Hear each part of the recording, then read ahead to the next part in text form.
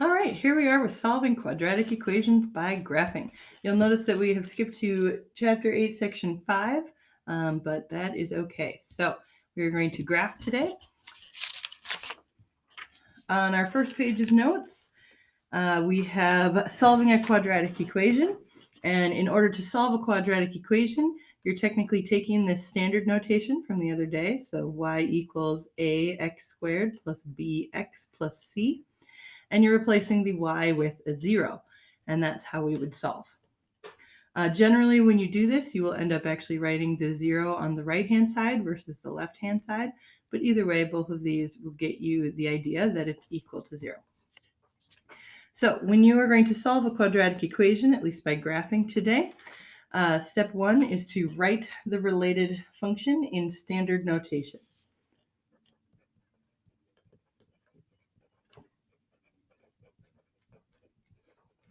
And so remember that standard notation is this one right here.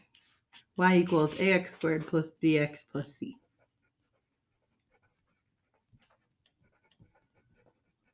Basically, you're just getting all of the variables and the numbers on one side and the y on the other. Then the next piece is to graph the related function. So we'll go over the pieces of that today. And then step 3 is to find the 0 of the related function.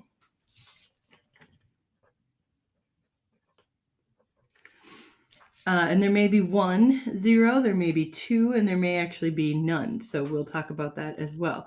But we're going to find the zeros of the related function. And this is where the parabola, as we mentioned in our previous lesson, the shape of a quadratic, touches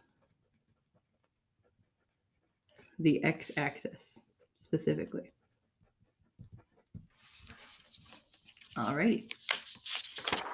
So if we go to our first example here, we're going to solve this quadratic equation with graphing it. And so remember that we need to go through our first steps here. So in this case, we are writing the related function in standard notation. And this one actually already has all numbers and letters on the one side and then 0 on the other. So we've already done step 1. Step 2 says to graph. And so there are many ways that you can graph this, but the easiest and the most applicable in every situation is just making a graph. So that means, a table. So in that case, we are just going to plug in -3 for x right here, -2, -1. So we're just going to plug in each of those numbers a bunch of times. We will go over a quicker way to do this in just a bit, but right now we are going to just make our table as we have done before. So this is example 1.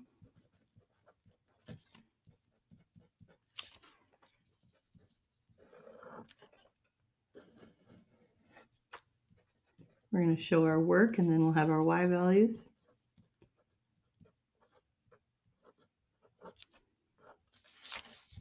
All right, so I'm going to plug in a -3.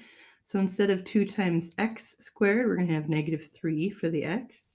And then we'll square that, and then subtract 18. So that means that we're going to, by order of operations, take -3 and square it. Depending on what you're going to plug into your calculator, you might say that your calculator says that it is -9. But again, if you put in the proper parentheses, -3 in parentheses with square, that means that you're going to get 9. So we will in fact have 2 times the result of -3 squared, which is 9, and then we're going to add 18. From there, 2 times 9 is next, and that's 18. And then from there, we'll subtract 18. And so now we know that our y value, after we're putting in an x of -3, is 0.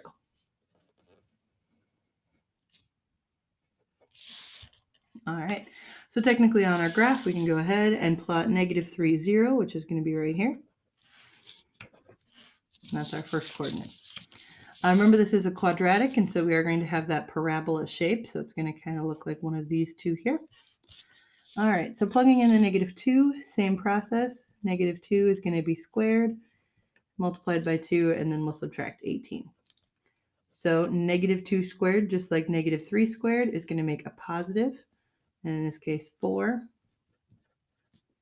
Then we'll multiply by order of operations, so 8 minus 18 And so our result is going to be negative 10. So our next coordinate is negative 2, negative 10. So that's down there. All right, then we're plugging in a negative 1. So 2 times negative 1 squared means that you'll have 2 times a positive 1, because negative 1 times negative 1 is positive 1, minus 18. And so you're really taking 2 minus 18. And 2 minus 18 is negative 16. And so our next coordinate is negative 1, negative 16. And so this graph only goes to 15, so we'll just go one lower there. Then we're going to plug in a 0. So 2 times 0 squared minus 18. And so that means 2 times 0, because 0 squared is 0. And so it's really 0 minus 18. So 0, negative 18 is the next piece. And I don't necessarily have enough room for this, but just so that we can visualize, 18 would kind of be down there. All right. The next piece is plugging in a 1. So 2 times 1 squared minus 18 becomes 2 times 1. And then we'll subtract 18. And hopefully you can see that this is going to mirror the plugging in of negative 1. And so we'll end up with 2 again minus 18, or negative 16.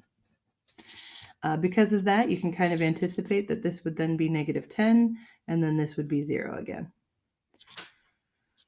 So we will go ahead and plug those in just to be sure. So 2 times 2 squared minus 18 becomes 2 times 4 minus 18.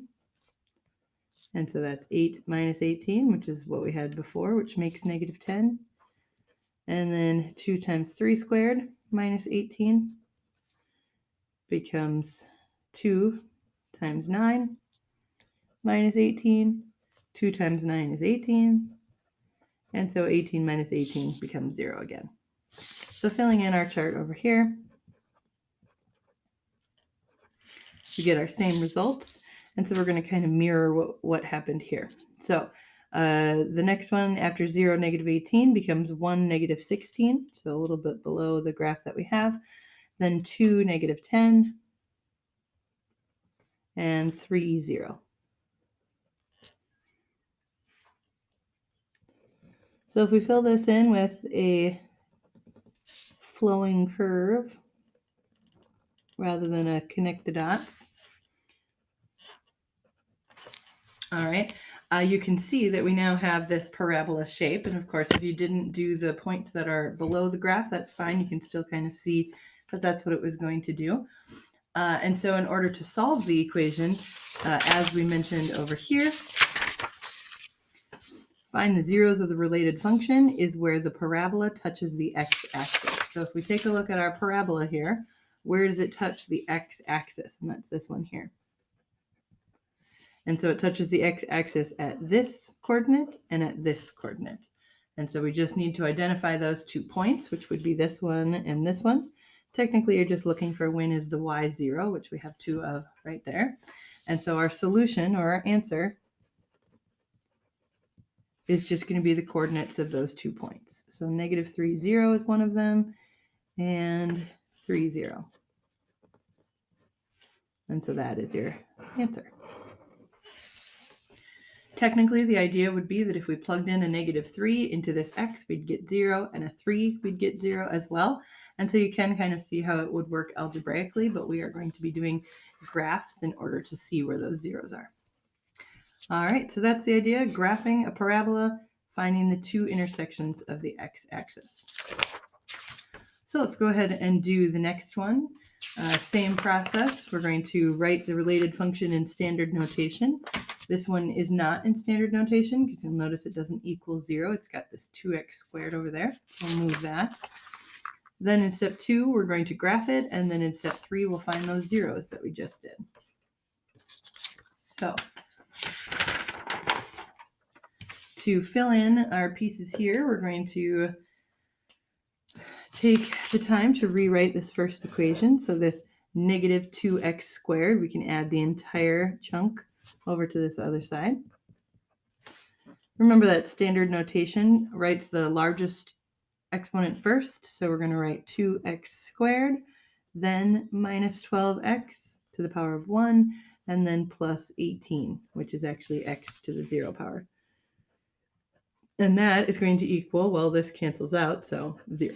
And remember, that was the whole point, was set it up so that it equaled 0 in standard notation. Then we're going to plug in each of these pieces. We're going to plug in a negative 3 through 3. So this is example 2.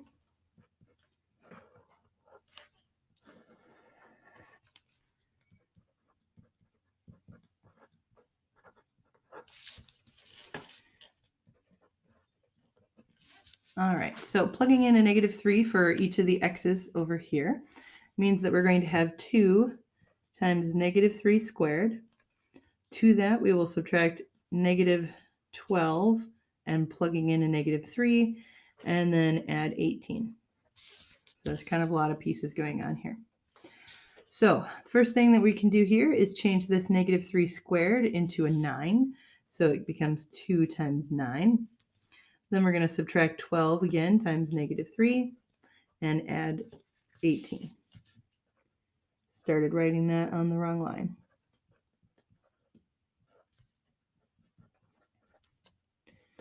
All right, then we can simplify each of these terms. So 2 times 9 is actually 18.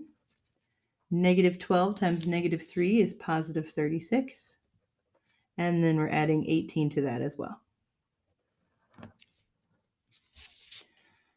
So after all that work, 18 plus 36 plus 18 becomes 72. And that's our y value. Of course, graphing negative 372 is not going to be possible on this graph, but we are going to keep it in mind that it would be starting way up here. All right. Then this next one that I accidentally started writing on, we will rewrite. So it's going to be 2 times negative 2, and negative 2 will be squared. Then we're going to subtract 12 times negative 2, and then we'll add 18. All right, so plugging in a negative 2, we're going to get negative 2 squared first, as order of operations says to do parentheses and exponents first. So 2 times 4. Then we have subtracting 12 times negative 2, and then adding 18. All right, so then our solution becomes 2 times 4, which is 8, plus 12 times 2, which is 24, and then plus 18. So the result is 8 plus 24 plus 18, and so we have 50. Continuing to plug it in, we're going to get 2, but now negative 1 is going to be plugged in instead of negative 2 or negative 3. And so negative 1 squared becomes a positive 1.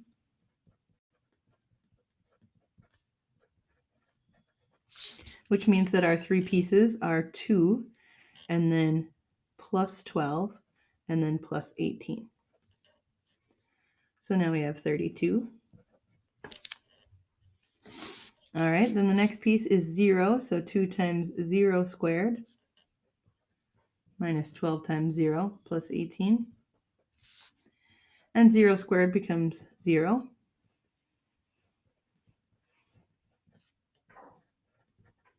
And so now we have 0 minus 0 plus 18, which means that 18 is our solution.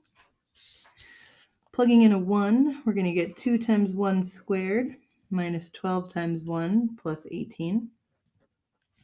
Or if you square the number 1, you're going to get 2 times 1 minus 12 times 1 plus 18. And so our 3 sections here become a 2, a negative 12, and an 18. So we're going to get 8. And so taking a look at all of the pieces that we've had up until now, they have been larger than the graph has allowed to graph. But in this case, we can now visually see that our first coordinate to graph would be 1, 8. So again, each of these was a little bit too large, 18, 32, 50, and 72. But now we're getting into something that we can graph. So over 1, up 8, putting our coordinate there. All right, so then we continue to fill in the table. So 2 times 2 squared minus 12 times 2 plus 18. And this one, even though we have had symmetry before, is not going to match this one up here. However, there will be a moment where it will match and we'll go back up. So just not now. So 2 times 4 is this first set, because 2 squared is 4, minus 12 times 2 plus 18. Leaves you with the pieces of 8 minus 24 plus 18. And so that's going to leave you with 2. All right, so our next graph is over 2 up 2, our next point. Then we plug in a 3, so now it's 2 times 3 squared minus 12 times 3 plus 18. And that's going to leave us with 2 times 9 instead of 3 squared minus 12 times 3 plus 18. Or the 3 pieces, which are 2 times 9, or 18, minus 12 times 3, which is 36, plus 18, and that leaves you with 0. So now we have over 3 and up nothing. So as we were looking at it before, remember all of those previous numbers were way up here, and so when we draw our parabola, we've got basically half of the parabola happening here. So I've got half of that U shape, and so at some point here, we're going to end up kind of going back up this way. All right, so how do we know where those points are? It turns out that we are sadly going to have to continue this chart. So again, since this was not centered on 0, which is normally what happens, this one's actually centered on a different value. We need to continue with our table so that we can see where those next points are. In fact, since we're trying to solve, we really only need to see when this next 0 is, but I will do a few after that so that we can see that that is a U shape. So 3 was 0, but now we're going to try 4. So plugging in the number 4, we're going to get 2 times 4 squared minus 12 times 4 plus 18. And so you're going to get 2 times 16 minus 12 times 4 plus 18. And that becomes 2 times 16, or 32, minus 12 times 4, or 48, plus 18. And so in that case, 32 minus 48 plus 18 becomes 2 again. And so hopefully you can see that that then mirrors what we had here. And so in that case, we're then going to go to the number 5.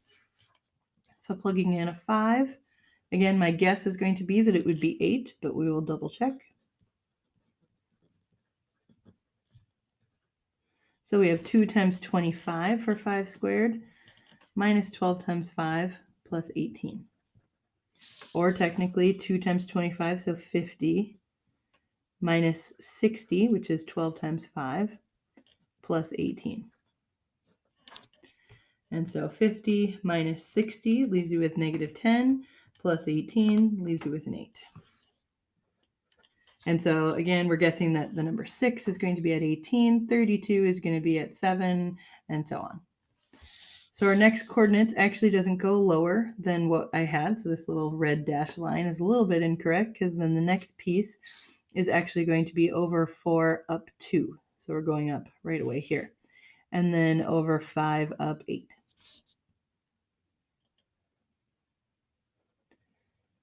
And so we've got our U shape. And remember that you are looking for the solutions, and the solutions intercept that x-axis.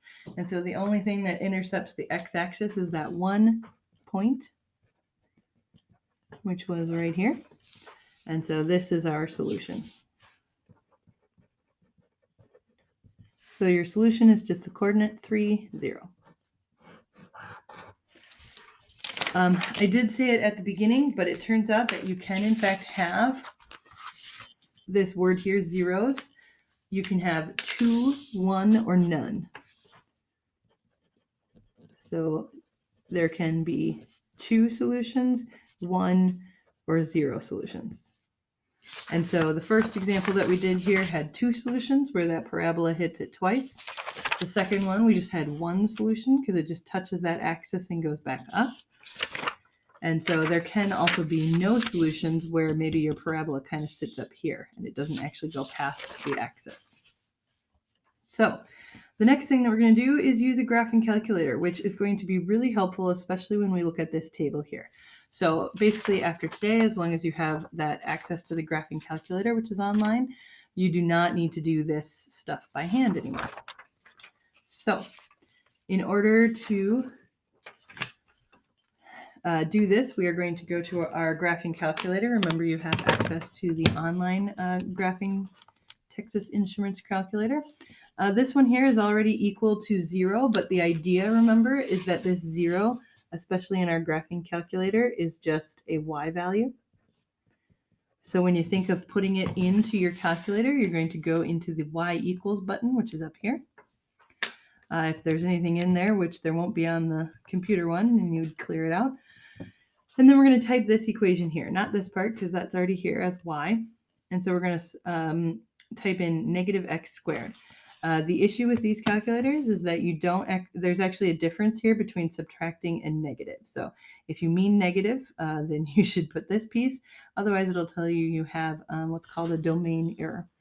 So we're going to type negative, that's this sign here. Your x variable is right here. Then we've got squared, which is this button here. And then we'll add 4 to that. So again, this says y equals negative x squared plus 4. Maybe you can see the difference here between a negative and a subtraction sign. So notice this is the subtraction sign. It's a lot longer. And then the negative sign is actually kind of hyphenated there. So, all right. So in that case, we are then going to be able to use the table that's down here, or actually be able to see it, which is right here. So the first thing I'm going to do is show you the table features. So 1 second, I'm going to check my modes. Okay. So in order to get there, you're going to press second, which is the yellow key, and then go to the table, which is also in yellow. So second table brings you here to a bunch of numbers that you can then see what the y value is. So if you kind of scroll through the x's, notice that you can get an image that very much looks like what this note sheet has, and you already have all of the y values. Okay, so in that case, we don't have to do any of this work right here. They just did it for us. So, yay for calculators. So that means that I'm going to plug in each of these numbers. And so the numbers we have are negative 5 for plugging in a negative 3, a 0 for plugging in a negative 2, a 3 if you plugged in a negative 1, a 4 for 0, a 1 for 3, a 2 becomes 0 when you plug it in, and a 3 plugged in becomes negative 5 again. And so we could graph this by hand, but since it is called a graphing calculator, we could also go to the word graph here. What happens is, depending on what the previous setup was, it might be a different view here, but again, since you're on the internet calculator, it resets to negative 10 to 10, which is what this is here. So your picture looks a little less like this picture, just because this one is actually zoomed in a little bit. But we can actually use this process to find the zeros. So depending on how nice the calculator is set up, you can press your trace and you can actually scroll around to numbers. The problem is that when you scroll, you get these decimal numbers, okay? And so we don't necessarily want those decimal numbers. So 2 ways you can go ahead and find these zeros. One of them is by estimating. Notice that each of these tick marks is worth 1. So I'm estimating that since that's a 1 tick mark and that's a 3 tick mark and this is between it, it's probably at negative 2. So if I just type in negative 2 and press enter, it does actually tell me right away, other than the table, that that's actually at negative 2. So -2, 0. Oh, actually, that's this one down here. -2, 0 is the image for that one. But then if we scrolled over, again, notice they're giving us a lot of decimals, and they're not necessarily giving us that this is at the number 2, as our table suggests. You can type in the number 2, press enter, and it will show you that you have a 0 there. All right. The only other piece that you can do, especially since this says the word 0, is that you can go to second calc. Okay, so second, and then this word up here, calc, which actually allows you to find the zeros. Because remember that this is what we are calling these, is zeros. They are technically x-intercepts as well, but we are calling them zeros today. So find the zeros of the related function, so we may as well use the calculate 0 button. If you press enter, it's going to ask you something called left bound, and we have done this before. But left bound means go to the left of where you think the point is. So I think that my intercept is right there. So I'm going to go to the left of it a little bit. Then you press enter to move on to right bound, which means go to the right of it a little bit and press enter. And then it asks you for a guess. So then you scroll back to where you think it is. It's about there. And press enter one more time, and it does in fact tell you that it's -2, 0. So 3 ways of getting to that point. So we've got the table, which already listed it, -2, 0 and 2, 0. We have the images that we can use by finding the 0, or the fact that you can just trace and press or type in a number to guess. So our solutions to this problem, I personally think the table is probably the easiest way, especially if you ever want to graph by hand as well. You can use it to check that you know how to plug in those values. So our solutions are -2, 0, and 2, 0. Alrighty. Again, the major piece of using your calculator here is being able to plug those values in very quickly and get your results back out.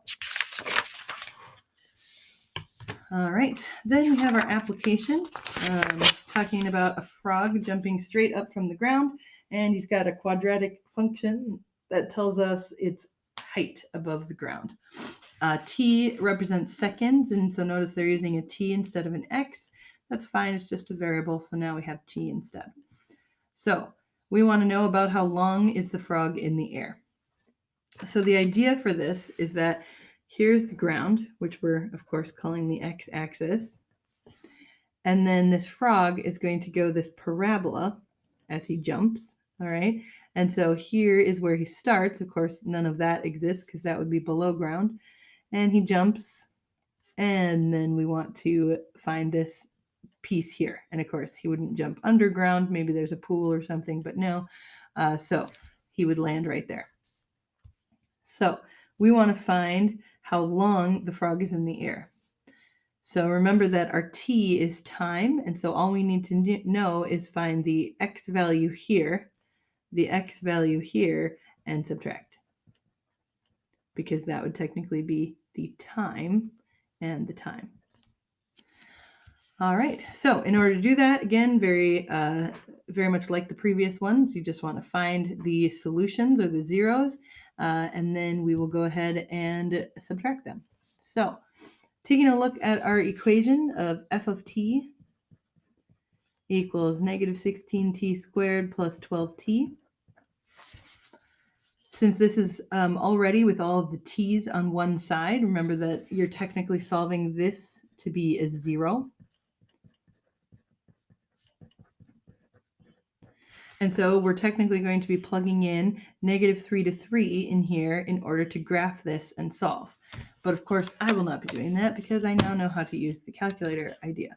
So we're going to go to our y equals, clear out what we had before, and type in this new equation. So we're going to type in negative, remember that's down here at the bottom, 16. We are not using t because we don't have one on the calculator, but we can use x, that's fine. And then squared. And then to that, we add 12t, or x. So now we have the equation in there, and so I'm just going to go to the table again, and I'm going to scroll around until I find all of the zeros. So from what I can see in here, we only have one 0, and that's at 0, 0. but I am going to take a look at the graph to double check that that is the only place where it hits. And it looks like it also goes through the axis here. It's just not at a whole number because the table only does whole numbers. You can set it up so it does a different scale, but right now we have it as whole numbers. So taking a look at our graph, we do have this little frog jumping up and then down, but then it goes through the x-axis at something less than 1, so between 0 and 1. So how do we find out what that exact dot is? We can go ahead and use that trace idea. We're not going to scroll through and try to guess. We're going to actually just do the whole calculate idea. So second calc will get us the option of finding the 0, because that's what these are called. And they want us to go left bound of this digit that we don't know. So that's here with a little enter. Right bound. So right here is to the right of what we've had. And then they want you to guess, so kind of close to it. And so now we know that other than 0, 0, we actually have 0.750.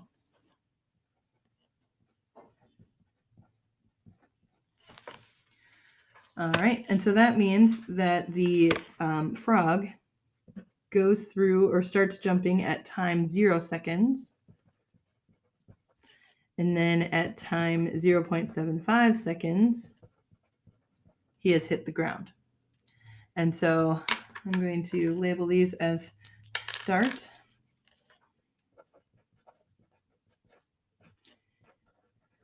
and end.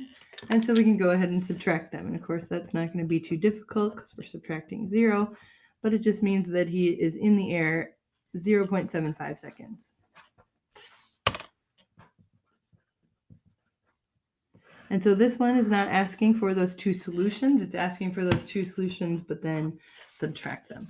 All right.